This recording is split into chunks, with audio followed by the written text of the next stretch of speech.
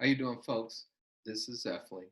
So I'm going to go over the intercultural development inventory with you just to give you the foundation of what this whole thing is all about. I'm going to share that screen with you right now. All right.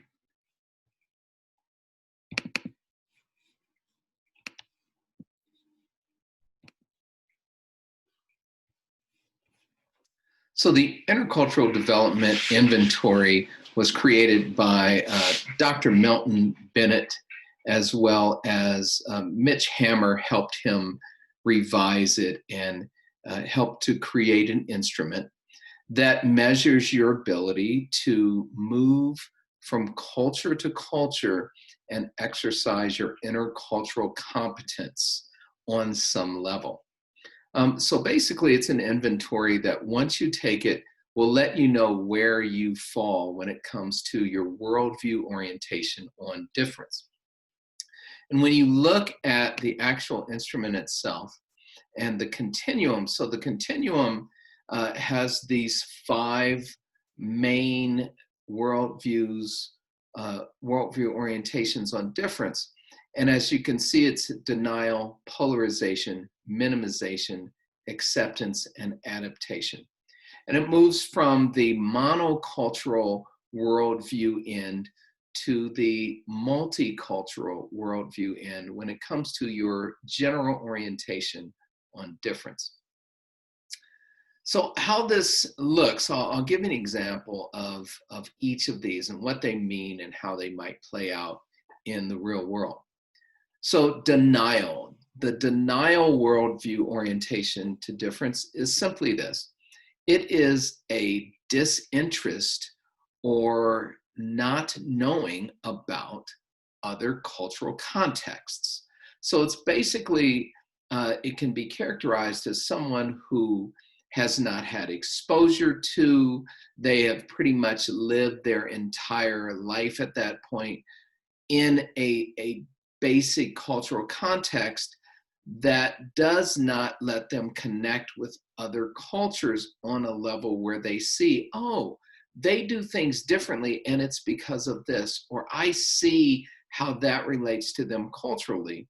They simply are only aware of how things are in their reality. They know there may be a difference out there, but the difference is, and when I say difference, the difference in how other people interact or show up or behave and their traditions, etc., may be so different to them that they are not real.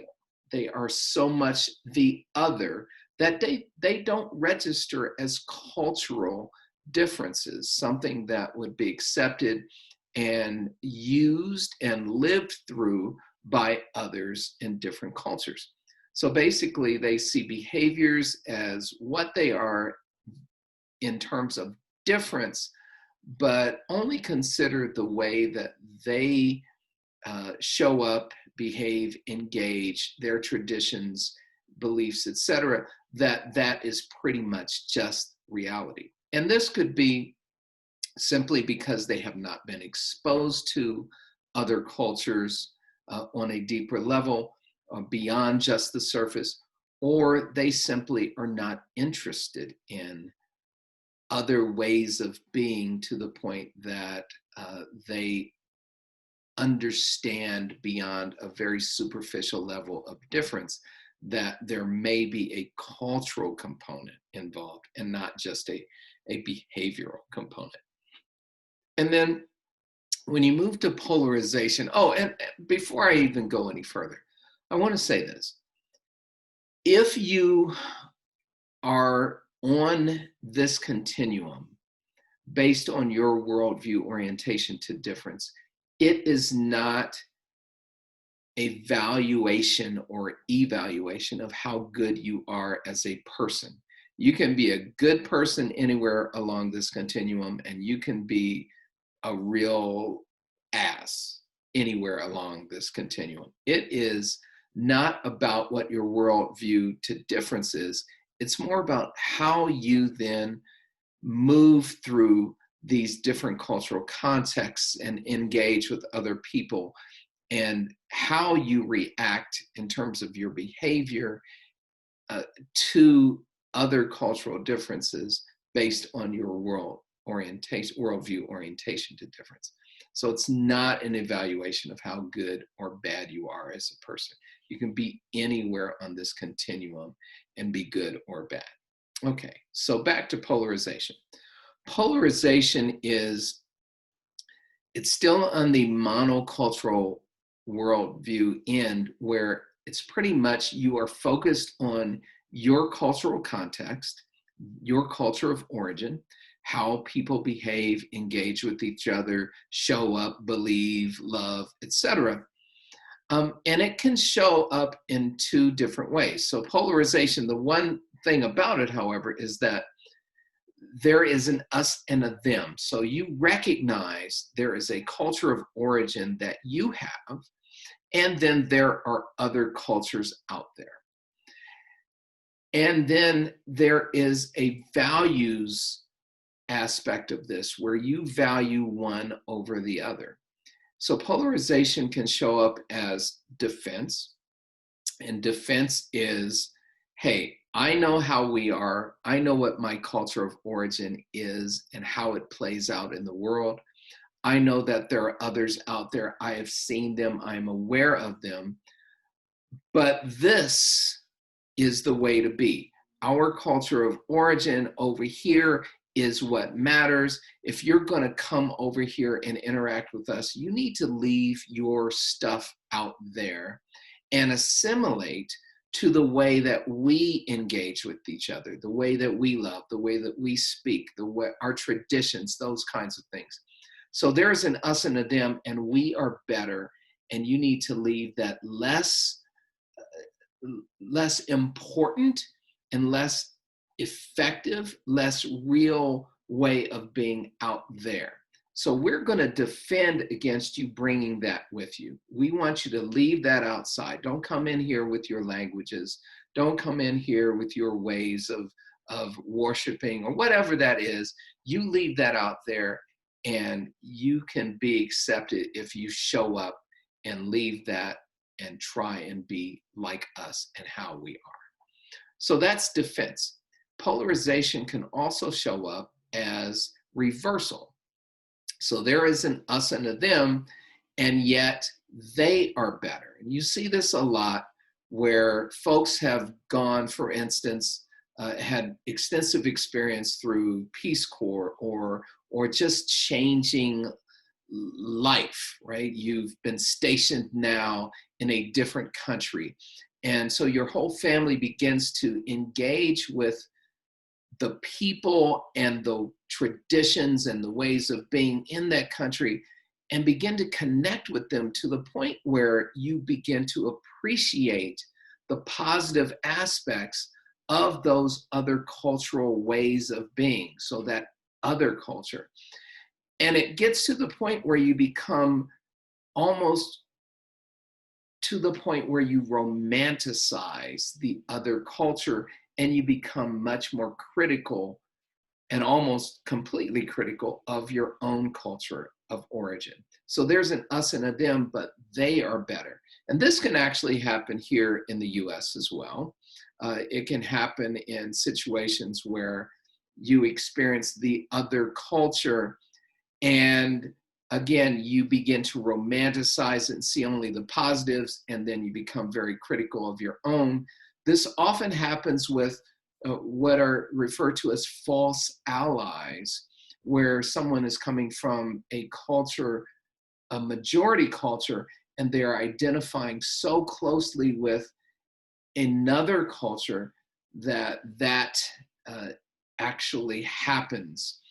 And you see that. It can even be, for instance, I, as a Black man, growing up in the majority culture, which is white, and yet, what if I, based on my inundation of all the positive images and messages about the majority culture, what if I become very critical of my own culture of origin because of that?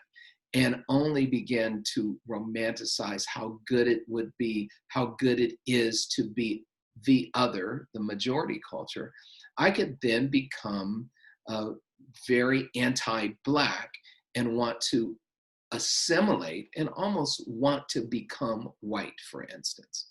And that's how it can show up, and has shown up many ways throughout the world, depending on the situation. So that's polarization. Then there's minimization. Minimization is that place on the continuum where it's moving from a multicultural worldview to, from a monocultural worldview, sorry, to a multicultural worldview.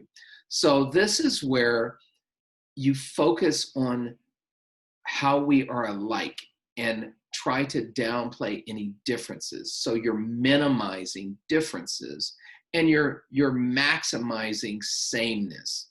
This is often a place of safety because folks see that polarization often leads to violence and hate crimes and discrimination and very bad things, right?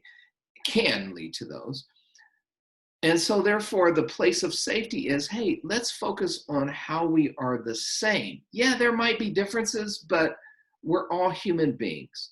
We have shared values. We're in this boat together. We sink or swim together, that kind of thing. And so minimization, actually based on the data from the IDI, the Intercultural Development Inventory, most people in the US, for instance, end up in minimization. That's the vast majority of folks there. And again, it often can be seen where someone is raising a child, for instance, and they get to the point of being 3 or 4 years old and noticing things and talking about what they notice. So you can imagine the mom or dad who's at the store with their child, and the child sees someone very different and points it out, like children often will do, and says, "Oh, mommy, look, that man right there." "Oh, baby, no, stop, baby. No, we're all human beings. We're all the same. We're okay." And that's basically a reaction to keep that child from, in the parent's mind, ending up in polarization, because polarization might be the road to discrimination or prejudice and those kinds of things. So they want that child to focus on sameness and try and mitigate any possibility of that child being in what they would consider a negative space, which would be polarization. In the next worldview orientation to difference is acceptance. So acceptance is, no, I understand we are all human beings. I get that we do have a lot of shared values. We are in this boat together. And yet I also get that there are differences. And those differences are amazing. I mean, I get it there. Why would we ignore those? It's like a different spice, a different flavor. And I'm curious about that. So acceptance can be characterized by a recognition of difference and a curiosity about that difference, to the point of really wanting to know, even seeking out opportunities to learn about those differences on a deeper level. And you'll often see this where folks begin to seek out opportunities to experience firsthand those differences with what we like to call a cultural ambassador, someone from that other culture that is willing to take you along and help you understand why things are said like this or done like this, or why this is happening based on traditions, etc. And so this area is where you are accepting the opportunity to understand more and learn more about these cultural differences and be able to see exactly, okay, this is the reasoning behind that. This is why this makes sense. And yet you're not threatened by it. You don't defend against it, and you're not trying to change those folks in the other culture for whatever reason. Of course, this is within reason, right? Because there are some times where a cultural way of being, whether it's a tradition or behaviors or whatever it is, may be so anti whatever value you may have that you hold close, that you cannot accept it. You cannot be okay with it. You see it, you understand cognitively what that difference is and why it is, but you would never be in the place where you would be okay with it on an emotional level. Okay, so that's acceptance. And then the next level is adaptation. So adaptation is acceptance, and it's where you have learned how to behave appropriately within specific cultural contexts. And not only that, you've learned how to behave appropriately in those contexts, but you can also think about or frame what's going on appropriately within those different cultural contexts without losing your own culture of origin and the identity that you have that comes with that. But when people are in adaptation and they're good at it, they can move seamlessly from one cultural context to the next, behaving appropriately, understanding and framing things appropriately without losing their own identity, their own way of being when it comes to who they are, where they're from, etc. Okay, so that's the intercultural development inventory continuum and where you can be when it comes to world view orientation to difference. The challenge with you, the first challenge with you is this.